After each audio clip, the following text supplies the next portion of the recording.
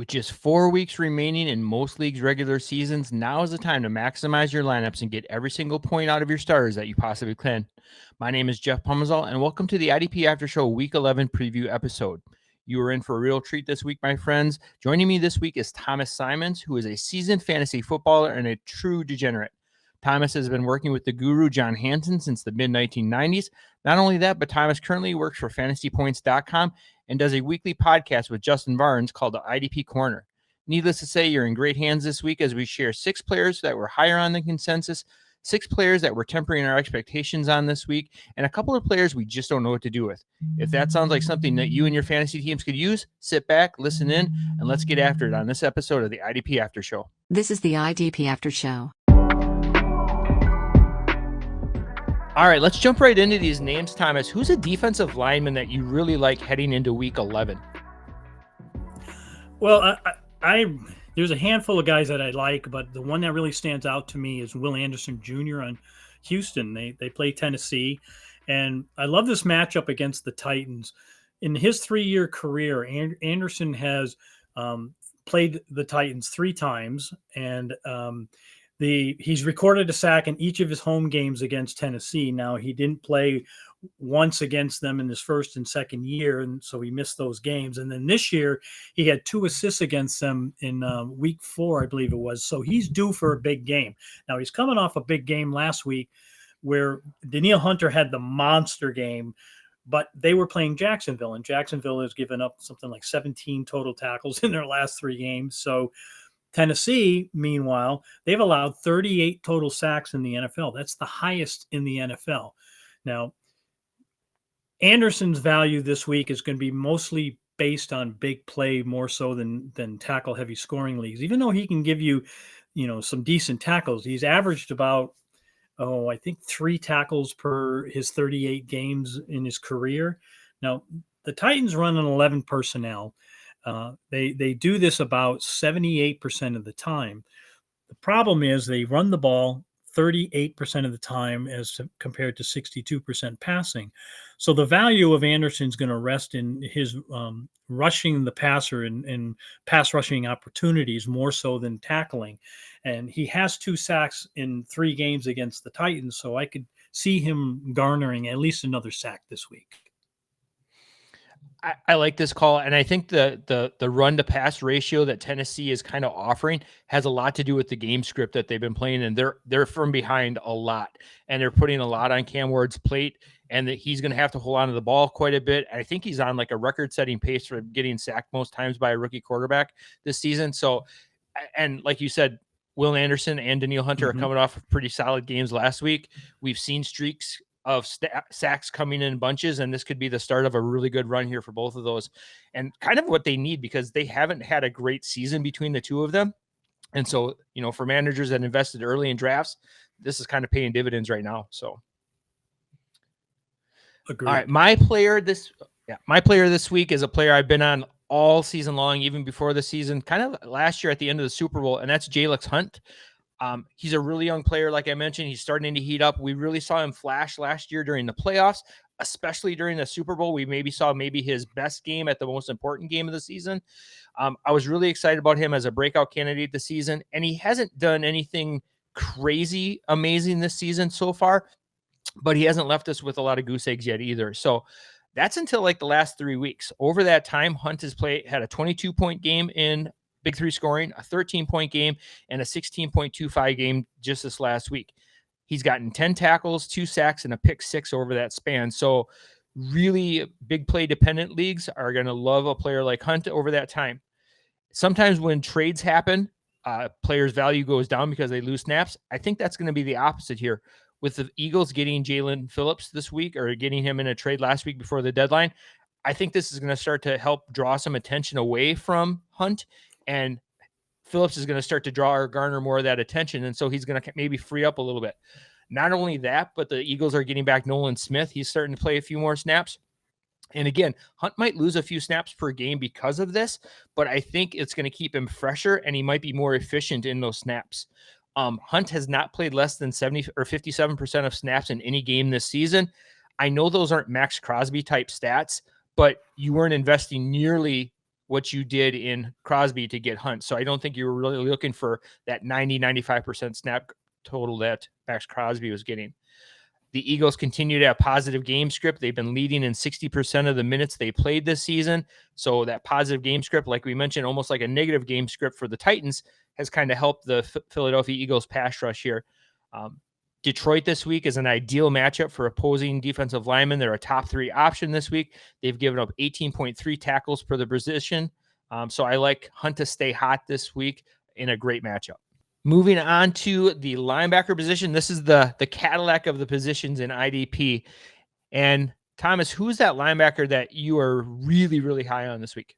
Well, I have to go all the way to Spain for this one. Jordyn Brooks is probably the target I'm going to be looking at. I looked at Tremaine Edmonds, that Brooks is going to be the one to get behind the most this week. He's a fantasy beast in 2025. He's been posting consistent tackle numbers all year. He had 6 big plays with an additional 8 or more. You could count 8 or more if tackles for loss are counted toward 1 fumble recovery or forced fumble. And he's also had a quarterback hit or 2 quarterback hits. So Brooks has been, he's posted 8 or more total tackles in 9 of his last 10 games. And he had 4 in the one that he didn't. Now, double-digit total tackles in half of his 10 games is pretty impressive, if you ask me. Now, he's led the team in total tackles 6 times and was second twice. So, you consider that he's in the top 2 in tackles for 8 of his 10 games. That's pretty darn impressive. Now, his snap count in 2024, I believe, was 98%, and his snap count this year is 97%. So he's on the field almost exclusively. And as we know, the green dot wearer is what you target when you're looking for the Cadillac linebacker. And this is, somebody who's going to be a 3-down linebacker. Now, he's on track to record his 3rd career 100 or more total tackle season and is averaging a little over 6 per game. Now, Washington averages about 58 total tackles allowed per game. And Brooks might fall short of the double digit this week, but he should be near or at least top 7 to 9 total tackles, in my opinion. Yeah, I think that the matchup is a solid one, but the Washington offense just isn't clicking like we would like to see. Mm-hmm. And that might keep him out of that upper echelon, but like his body of work this season has been amazing. Like I know he's a linebacker 1, probably the linebacker 1 in probably most scoring formats. He's just kind of a set it and forget it type player. And those are the kind of players that we love to see in our lineup. So not against us, but for us. So exactly. Yeah. The linebacker I like this week is Carson Schwesinger, and it's hard to not get excited about the play of this young man. It's a lot of hopium too, because when we get the rookie play, we're waiting to see, like, is he going to hit that rookie wall? But so far, Carson Schwesinger has just been excelling across the board. He has 69 tackles on the season, 1.5 sacks. He's got an interception. He's probably right now the favorite to be the defensive rookie of the year at this point. I know that he's currently the favorite. I know that there's some defensive linemen. Scorton is garnering some attention. Azaraku is kind of getting on a little bit of run right now, but Schwesinger has to be the leader in the clubhouse right now for defensive rookie of the year. 2 weeks ago, we saw him suffer a high ankle injury, and it looked like it was going to keep him out for a week or two, but the rookie showed up. He showed out in a really big way against the Jets, and the Jets aren't an ideal matchup for a team, but he racked up 9 tackles in the game, and he also picked up a sack while playing 100% of the snap. So much for that bum ankle. Like I mentioned, the Jets aren't a great matchup for opposing linebacker, but Schwesinger didn't get the memo on that. He just went out and did what he needed to do anyway. This week, he gets a slightly better matchup against a divisional foe in the Ravens. The Ravens have given up 19 tackles per game to opposing linebackers over the last 3, and I think that has a lot to do with Lamar Jackson being back under center. They were a very different team when Lamar was out, and I think that that kind of changed the overall seasonal stats. But if we look at the last 3 games when Lamar is there, we see a little uptick in the production from opposing linebackers. Devin Bush is a great option this season, and he's done really, really well for the investment that we've invested in him. But Carson Schwesinger is just far superior at this stage in their careers, and he's rocking that green dot. We love to see it. He came back last week after a bum ankle injury and played 100% of snaps. I don't see any reason why Schwesinger is not out there 100% of snaps this week, and probably getting a lot of Derrick Henry and maybe a little bit of Mark Andrews in that passing game. So, it's funny, but I've during the summer I was pushing the fact that the Cleveland Browns haven't had a top 50 linebacker. And now I'm talking about linebackers in the top 50, just linebackers alone. An IDP linebacker in the top 50, they've had maybe one, I think it was two, since 2017, and that was Jeremiah Owusu-Koramoah, who's landed on injured reserve and done for the season earlier. And the other one, I believe, was the last one was Anthony Walker. So, and they only reached, I think it was 35th best fantasy IDP linebacker. So what Schwesinger is doing is very impressive, and it could end up in the top 20 for linebackers. And that's outstanding when you consider when you look back at all the linebackers for the Browns in previous seasons. You mentioned JOK. Shall we go on to defensive backs? Yeah, we can. Yeah, I was just going to do a follow-up question about JOK. Do you think he's done with football? Like, I know that neck injury is pretty a scary thing, and I don't know, reading the tea leaves, it seems like, he might be done, but I don't know if you've heard anything more or in depth on that. I haven't heard anything as far as his rehabilitation goes. What you mentioned is dead on. Having a neck injury is very, very scary thing and can shut a player's season down, let alone his career. So I think that JOK is going to want to come back and play, and if he does, they'll obviously welcome him back with open arms because he was definitely a catalyst for this defense. It's going to be, let's wait and see at the end of the year how his rehabilitation has gone and whether or not he's had any setbacks. And a great locker room guy too. Yes. As far as chemistry, yes.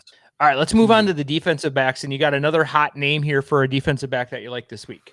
The one that I'm looking at, my partner in podcast crime is Justin Barnes. And Justin and I, we've been advocates of defensive backs are a dime a dozen. You can find them on the waiver wire in any given week, all the way through the season. You can find them out there now. I mean, the roster, we have contracts and salary caps and the whole 9 yards. Christian Gonzalez is sitting out there. So you're finding players, DBs in particular, out on the waiver wire at this point in time of the season. As we said, they're a dime a dozen. Now, we're very huge advocates of consistency. You have to find consistency out of your defensive backs. And Smith is an extremely consistent, and he supplies big play too, and that's impressive. Now, he had 6 or more total tackles and 1 or more big play in each of his 9 games this year. Talk about consistency. Now, the Week 11 matchup, Buffalo opposing safeties have fared very well against the Bills. The last 3 games, safeties have posted 5 or more total tackles and 8 or more in 2 straight against them. Now, this is right up Smith's fantasy alley, but you have to be forewarned. The Bills protect the ball well, and big plays are kind of hard to come by, and it all depends on whether or not Josh Allen has a good game. Now, if he does, then the Bills have allowed just 20 sacks all season, which is not too bad, but only 5 picks. And they run the ball 51% of the time. So turnovers could be hard to come by, and Smith is more tackle-heavy lean this week. But a big play could be icing on the cake. I really like Smith because he has established himself as such a high floor player with that tackle volume. You're not going to get a goose egg. And like you said, like defensive backs are tough. The predictability, they're farther away from the ball. They don't have that like safe floor, but Smith playing the snaps that he has this season, he's playing in that ideal sweet spot, close to the line of scrimmage, that slot corner position. Sometimes he's playing in the box. Like that's what we love from our defensive back. And again, Smith has like been having a great season. I'm going to talk about one of your local friends here in the Seattle area. Defensive back I like this week is Nick Emmanwori. And I'm trying not to get too excited about rookies this season. I already mentioned Carson Schwesinger, but man, the play of Nick Emmanwori has just been too hard to ignore lately. I think Seahawks got himself a good one when they drafted this player out of the second round of last April's draft out of South Carolina. he's been balling out lately. Since the Julian Love injury in week 4, Nick Emmanwori has played at least 88% of snaps. And in those snaps, he's gotten 32 tackles and a half a sack. And so it's almost like the second coming of the Legion of Boom. And that secondary is playing really, really well. They've got some great corners in Witherspoon. They've got some defensive line play starting to pop up. And this is without their captain on defense, their linebacker, Ernest Jones, last week. So if you listen to the show at all this season, we talk a lot about like not all snaps are created equal. And Nick Emmanwori has been playing most of his snaps in the ideal alignment position. 92% of his snaps last week came in the slot corner position, which is like a cheat code when it comes to safeties. And so if he's a safety option in your league, he's basically being a linebacker right now. And anytime you can do that in your lineup, it just creates such an advantage for your team and your week-to-week roster construction. When he plays that, he's going to get be involved a lot in the run game, but he's also going to be covering those tight ends and running backs in the flats. And we might be able to steal 2 or 3 extra tackles per game, and might cause a turnover as well. This week, he gets the Rams, who are the 4th best team right now for opposing safeties at 18.7 tackles per game. And that's over their last 3 games. So the Rams offense is clicking. The Nick Emmanwori has been playing really, really well. That's just a recipe for success. This game has almost a 50-point over-under. And so that's telling me that there's going to be a lot of plays and a lot of opportunities to get some plays in this game. So I'm going to stay with the hot hand here and keep Nick Emmanwori in my lineup. There's a lot of comparison of Emmanwori being a Kyle Hamilton clone. And I think this is probably biased because I'm seeing him play all the time. But I think he's better, and the reason why I say that is because I think he's faster. He has a lot more speed than Hamilton has, and they are not afraid to use him, as you mentioned, in the slot, in the box, deep. And this past game, he did leave the game with a wrist injury as he was tackling the runner.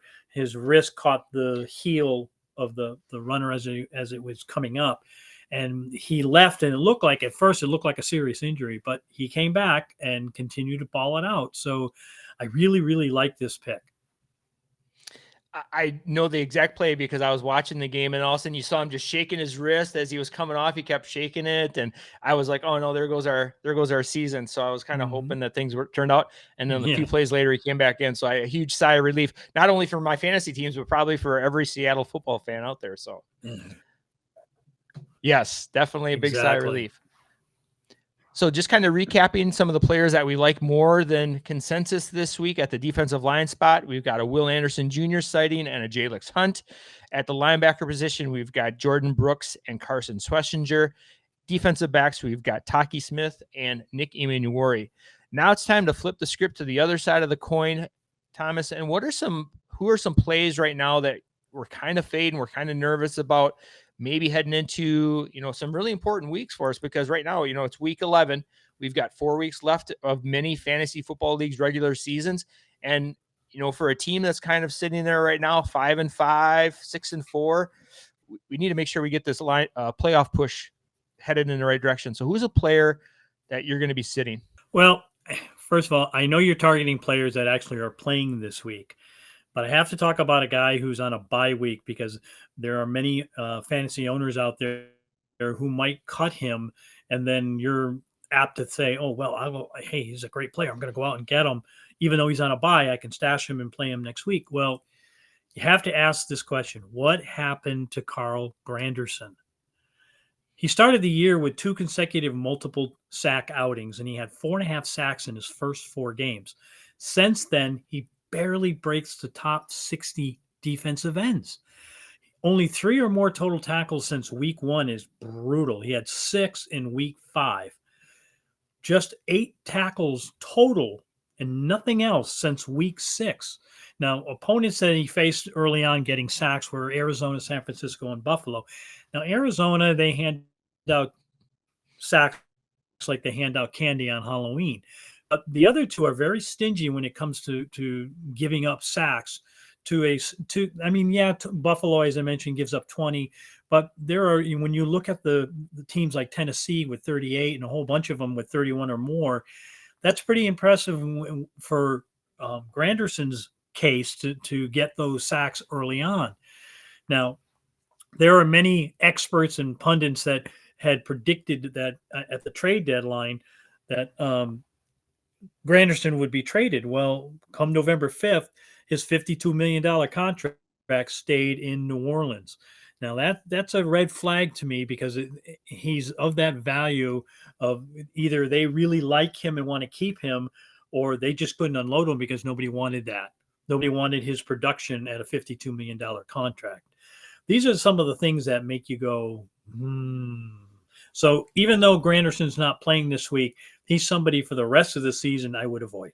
So brings up a great question here, Thomas. If you're a manager rostering Carl Granderson right now, and a team comes to you looking to acquire them because they might have seen a splash couple weeks and are looking for some defensive end help, what are you willing to let him go for? Well, you obviously, if you try and ask for the world or you go top end, if you try and get in return what you were expecting from him in the beginning of the season, it's not going to happen. It just isn't going to happen. So you have to temper your expectations, and you have to look at your own roster and know where your strengths and weaknesses are. First of all, if Granderson is a major part of your defensive ends and you don't have a lot of depth there, then whoever's trading for you is probably in the same boat. So you're not going to get a defensive end of quality or somebody that you can insert into your lineup right away. So if you're weak at defensive end, you may want to hesitate when you get rid of Granderson, even though he's somebody I'm advocating is not playing the rest of the season. You could also look at, hey, I could get a linebacker or a defensive back. You might be able to steal a low-end linebacker too for Granderson, even though most people at the beginning of the year had him a top 5 defensive end. Right now, his value is going to be somewhere in the middle linebacker 2 category, and you could probably get a solid defensive back for him in return. Or if you have draft picks, that's something you could also look into as well. But you're going to have to temper expectations as far as the return on him. Yep, I'm agreeing with you on that 100%. A player that probably was also propped up pretty high at the beginning of the season, I'm a little lower on this week, is Montez Sweat of the Chicago Bears. Sweat has been kind of on a little bit of a heater the last 4 games, and it might be tough to fade him this week, but all good things must come to an end, and this might be the week that happens for Sweat. Sweat had a great season for the Bears as he's already equaled last season's total in just 11 games. He not anywhere near his 2023 numbers where he set career highs in tackles and sacks, but we're already here in 2025 and he already has as many sacks and tackles as he did in 2024. So already a pretty solid season for Sweat. The reason I'm so down on Sweat this week isn't so much to do with the player, but it's the matchup. Minnesota is the absolute worst for opposing defensive line this season, and it's not even remotely close. Minnesota is horrendous for opposing defensive linemen. The Vikings only allow 11.4 tackles per game this season to opposing linebackers, and that number dropped to 10.3 tackles over the last 3 games when J.J. McCarthy was under center. So we've got a healthy Aaron Jones, J.J. McCarthy under center. This offense has changed a little bit when Carson Wentz and Jordan Mason were playing. So even fewer opportunities now that their offense has changed a little bit. We might see fewer opportunities for those defensive linemen to make tackles and make sacks just because McCarthy is kind of getting rid of the ball more than Carson Wentz was taking sacks. In week 1, when these 2 teams matched up, Sweat only had just 2 tackles. So if I'm rolling Sweat out as my defensive lineman 3, I'm probably okay with it. But if I'm in a league that starts 1 or 2, I'm probably going to be looking for better options this week. And with only 2 teams on a bye this week, there's a lot of options. And if you're looking for some streaming options, Scott Soltis does an amazing weekly article for the website where he's picking up some streamer options at the defensive line position. Do yourself a favor, go check that out because you're definitely going to find probably a better 1A or 1B option than Sweat this week. It's hard, Liz. Just saying it's a little harder to unload a player that you've been backing all season long. So, yeah, but I agree with you totally in this regard. Is Sweat a player that you've been high on this year? I wouldn't say it was high on him, but there were certain matchups that I felt very strongly that he was going to do well. All right, let's kick over to the linebacker position. Who's a linebacker that you're hesitating on this week, Thomas? Patrick Queen, Steelers. If you count on him to be a top tier or top 10 linebacker one this summer, he's disappointed you in a major way. Now, he barely breaks into the top 40 for linebacker fantasy points in 2025. Similar to Granderson, Queen has had a solid fantasy start to the first month of the season. He posted 5 or more solos in his first 3 or 4 games and 6 total tackles in week 2.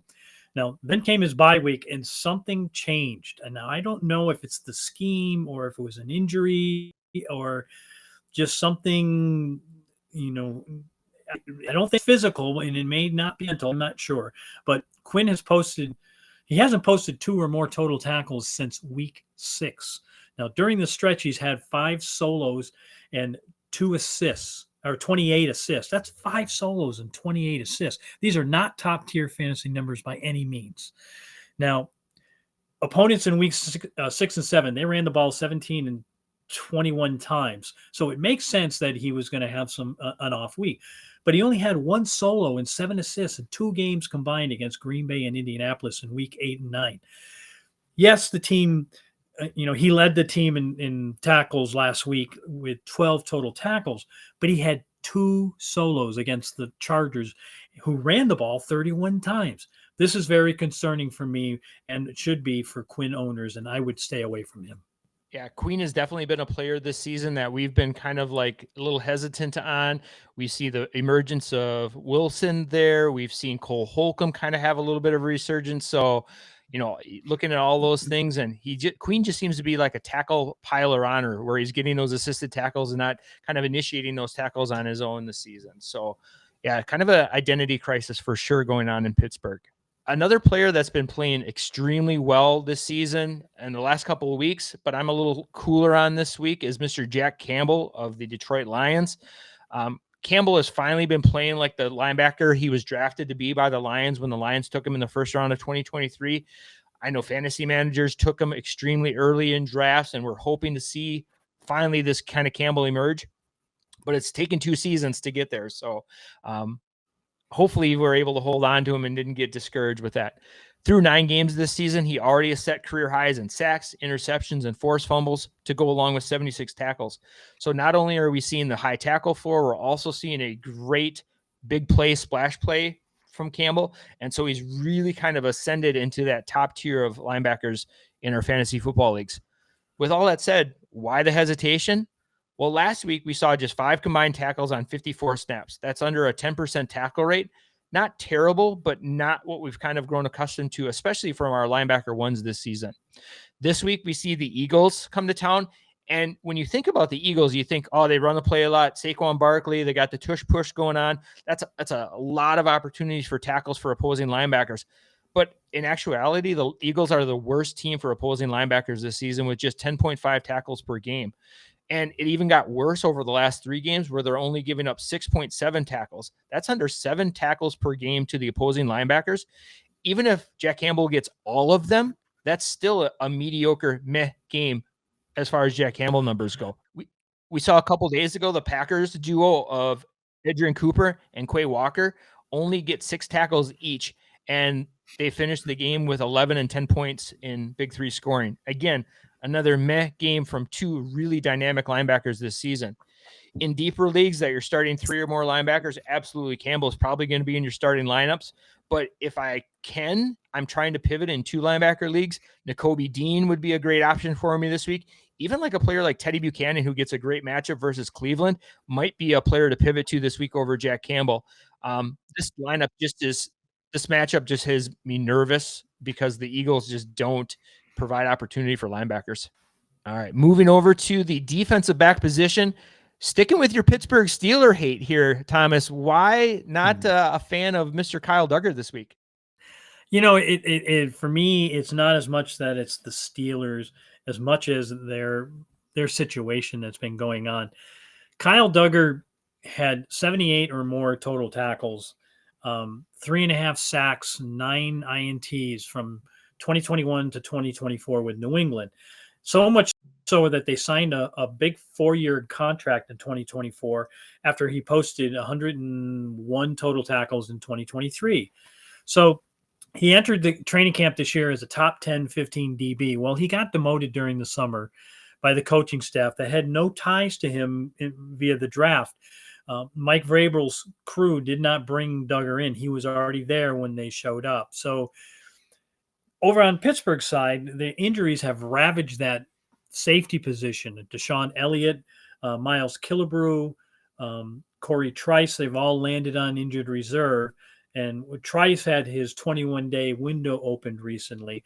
Pittsburgh signed Chuck Clark in the summer, and they also signed Jabril Peppers. Then they traded for Duggar. They traded a 6th rounder at the end of October, and with these injuries that they had at the safety position, and then all of a sudden Clark had an illness, was inactive last week, or Peppers was out with a quadriceps injury. He was also inactive. So much so that they moved Jalen Ramsey from cornerback to safety. Then in the Sunday night game against the Chargers, Darius Slay and Joey Porter both got injured, and Ramsey had to move back to the slot cornerback.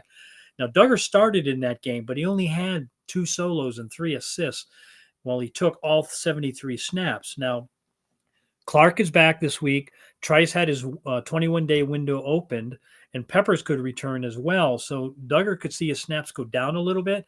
And the fact that he only had 5 total tackles in a game that he should have dominated because of the fact that there wasn't really anybody challenging him for those tackles has me quite concerned. So I would, even though I'm not a Steelers hater, but in this particular case, I would have to say that Duggar is somebody that concerns me moving forward. It's funny when you say those kind of things, Thomas, about like not necessarily hating a team, but you can hate a matchup. And through the 10 weeks of doing this preview episodes, we've seen numerous times where we pile on a game either as a positive matchup for opposing defenses, and we might see like a defensive lineman and a linebacker from that same game that we really, really like.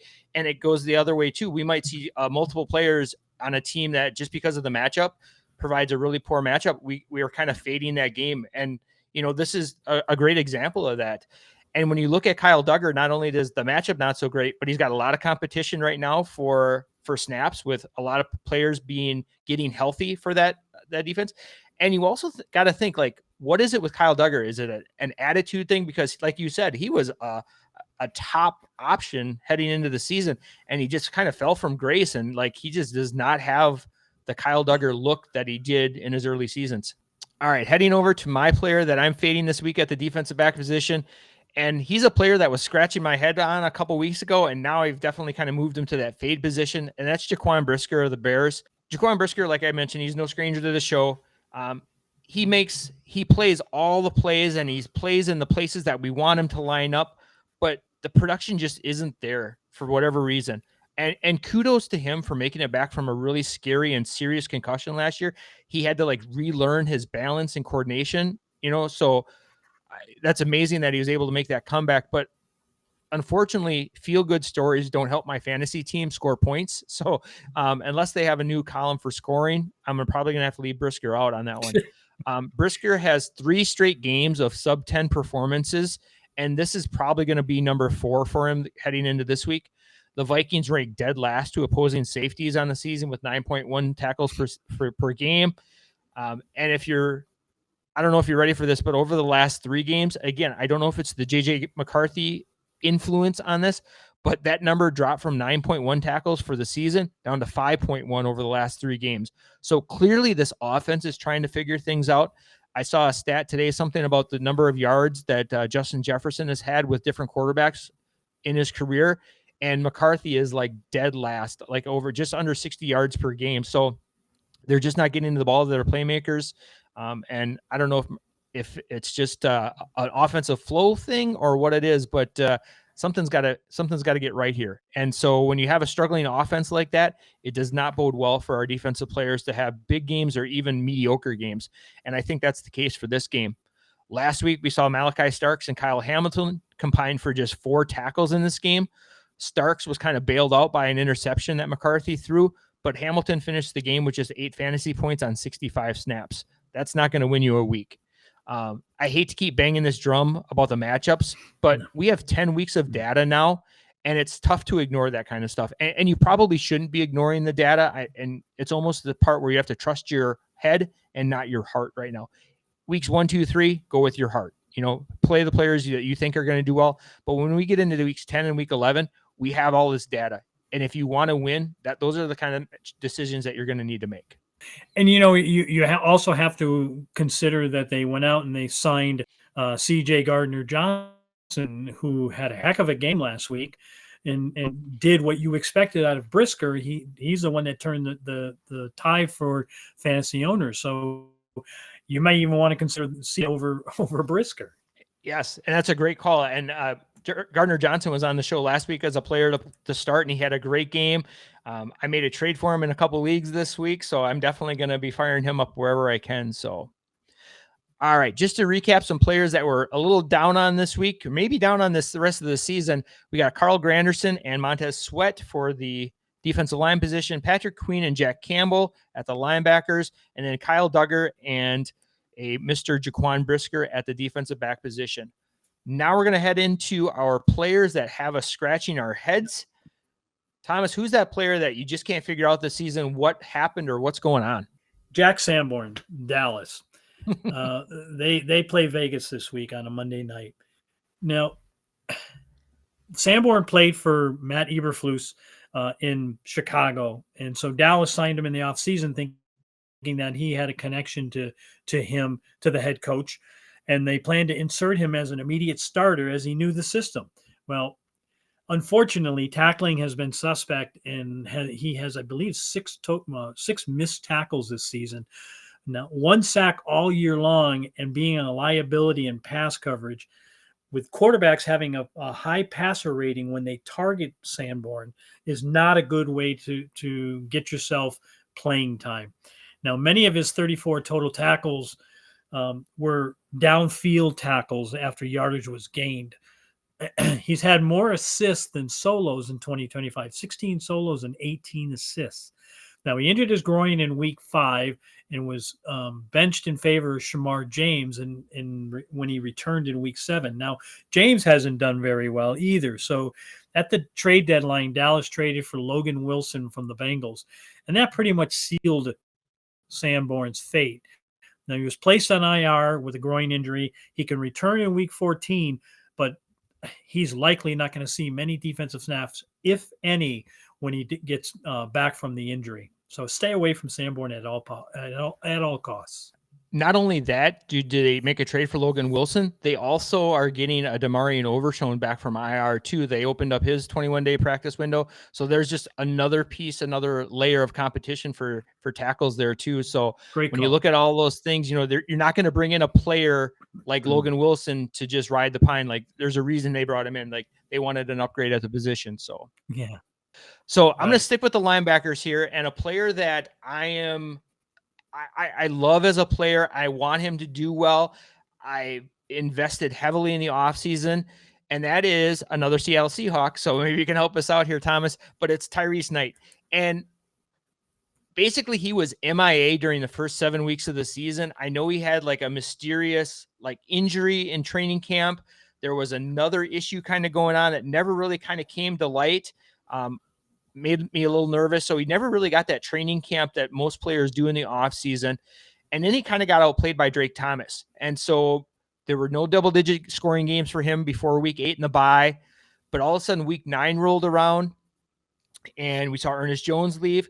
And so all of a sudden the Tyrice Knight of last season, the last couple of weeks of the season, kind of all of a sudden reemerged. Weeks 9 and week 10, he had 18 tackles, 2 sacks, 2 forced fumbles. He even had this monstrous game last week. It was almost like a Madden game going on when he was just getting a sack, forced fumble, and then Lawrence was picking up the loose ball and scoring a touchdown. It was crazy that happened twice, almost on back-to-back series. Last week he scored 35.5 points in fantasy for week 10. So where was this Tyrice Knight all season long? Unfortunately, I don't know. Unfortunately, fortunately, regardless, Ernest Jones is kind of getting back into the fold. They have a huge game this week versus the Rams. I'm expecting Ernest Jones to be back if he's able to go. And so for me, I'm a little curious. Does Knight retain this role now that he's kind of reemerged and established himself as a playmaker? Or does he go back to what he was doing weeks 1 through 8 and Drake Thomas kind of reasserts that LB2 role there? So again, not having a preseason kind of hurts a player, especially young players, because they need that full year of development. As a rookie, they don't get that full offseason workout with the team. And this year, as a second-year player, he didn't quite get that full offseason workout with the team. And for a player like Knight, who I was really, really high on, it's been kind of a disappointing season. And I'm not sure where to go with a player like Knight going forward. So, Thomas, do you have any insight being in the Seattle area? I think you hit the nail on the head with the fact that he had very limited training camp. And because of the limited training camp, it affected his start to the season. And as you mentioned, Drake Thomas was playing so much better that they opted to go with Thomas and Jones as their 3 or 2 down linebackers as their primary linebackers. Now, return most likely this week. And when he does, then I think Knight's going to go back to the bench and play the role that he was playing in the before week 9. And I think that they like what they saw. So it's not like he's going to disappear next year. I think he's going to be involved next year and they're going to rely on him. But I also think that they will rely on Jones. And if Jones, I mean, let's be honest, that was a knee injury for Jones. And while he looked great jumping up and down on the sideline supporting the team after his knee injury, they still had him sit last week. So he's going to play this week, and I think they're going to rely on Jones pretty much against the Rams, being it's a crucial game. But I also think that Knight will only come off the bench if Jones is unable to go.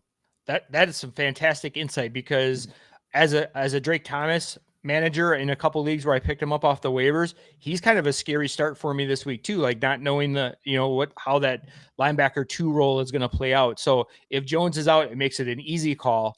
But if Jones does play, it almost sounds like from your perspective that Drake Thomas is still probably a safe play, and probably Tyrice Knight's going to have to go back to our benches. Yep. Well, Thomas, this has been fantastic. You've got a wealth of knowledge, and like we said in the intro, like you're a true degenerate of the sport and been playing fantasy football for a long, long time. What is some words of wisdom, some sage words of wisdom that you could offer to our listeners that has helped you be successful in the fantasy sports world and the fantasy sports industry? Oh, first of all, don't panic if your team struggles. You're going to have weeks where your team's going to look like abysmal, and then you could start on a 2-game losing streak. Don't throw in the towel and think your season's over with, because it's a very long season and you can turn things around as long as you keep at it.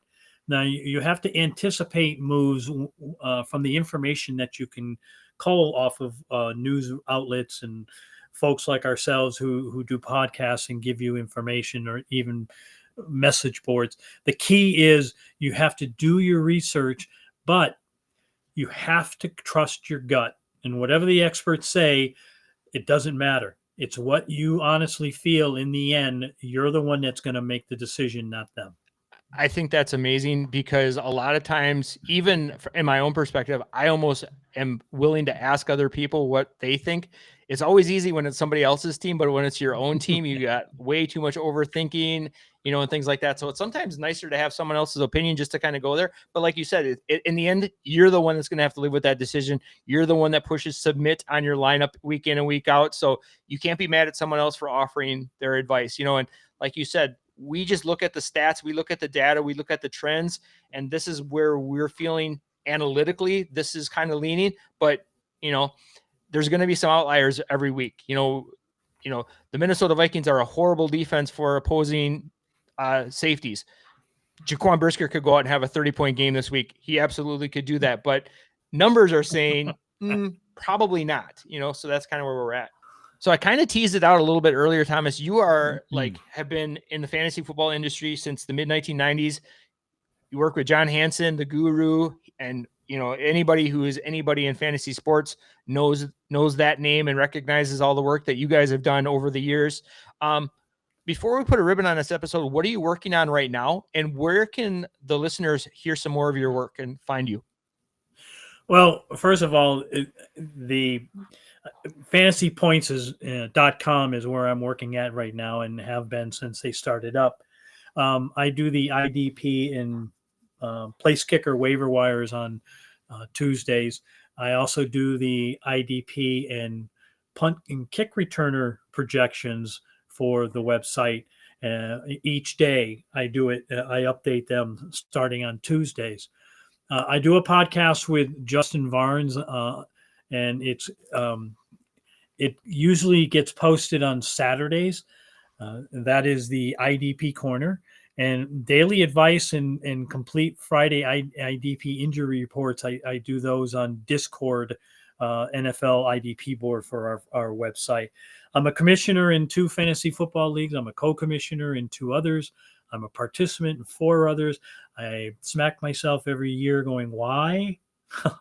And remember, no matter what, be well and be safe. I appreciate you saying that. Marcus Jones, how are we feeling about him? Is he an okay start, or is he starting to lose some of his return yards? No, he's actually the punt returner still for them. So I would say if you're using that as a part of your scoring, he's doing well in he's not a super big play operator on the defensive side, but he's going to give you some big plays and a few tackles, and he will rack up some punt return yards. Yeah, he's that big play cheat code that we love to find. So yeah, indeed. Again, yeah. So again, Thomas, I appreciate you coming on to the show. Sorry, go ahead. You know, the one thing that you folks have to realize out there is that kick returns this year are totally different than they've ever been, and it's all because of the rules tweaking that they've done. You're finding, I mean, when I do every week, I document in a spreadsheet the amount of yards that are accrued by each team on kick returns and punt returns. And in the past, kick returns every week would be 10, 12, 15, 20. This year, it's 150, 140, 130. There are more touchdowns happening. And it's all because of the way they've structured. The ball has to land between the 20-yard line and the goal line in what they call the kicking zone.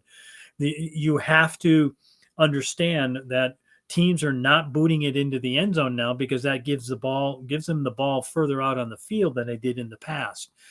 And you look at the way they do their kickoffs, and they'll kick them off from the 35-yard lines. In the past, it was the 30. So they move the ball closer, and yet they're still chip shotting it into that kicking zone. And what ends up happening is nobody can move until you catch the ball, until you touch the ball, or the ball lands in that zone.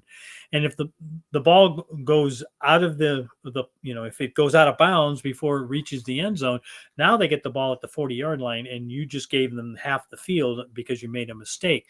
So there are a lot of players out there on offense and defense that are kick returners, and there are some that are dual returners. And those are the ones that you want to look for. They can be surprise pickups later on in the season, especially near the end when they can help you when you need it the most. And I think we're seeing that on our waiver wires now. We're seeing players like Jacob Sailors, who is like all of a sudden like at a running back position, hey, getting 10, 11 points a game. Miles Price for the Vikings, a wide receiver position, getting 13, 14 points a week, and he's doing nothing in the receiving game, just return yards. Like that could be a really viable option, especially during the bye weeks. Like that's a kind of a safe floor play in a way. So Shamiri Decay from Tennessee, Rashid Shaheed now on Seattle. These guys are all dual returners, and Charlie Jones from Cincinnati, although they have Samaje Perine and Taj Brooks will handle kick returns. But these guys, they can give, even though they are not participating as much on offense or defense, can give you points via the return game. Well, that is some fantastic insight, Thomas. And I strongly encourage, if you're not going out and looking at fantasypoints.com, to do so. There's just another layer of the cheat code, that we talk about, trying to get an advantage week in and week out. And if you can get 5-6 extra points from a return guy, especially if he plays defense like a Marcus Jones, like, hey, let's fire him up. That can give us an advantage. So perfect. Well, that's going to do it for this episode of the IDP After Show. I want to thank Thomas so much for coming on to the show. I hope he comes back another time. It's been great talking with you. and sharing some of the knowledge that he loves with the game that we all love. If you're not doing so already, please make sure you hit that like and subscribe button, so that way you're made aware of all the great content that's dropping each and every day here at the IDP Show. Joining me next week is Eric Harms. He does the week waiver wire ads for the article and the site, and he's going to help me break down week 12 of the IDP landscape. Until then, for Thomas and myself, we say thank you for joining us. Best of luck to you and your teams in week 11. Take care, and as Thomas says, be well and be safe. This was the IDP After Show.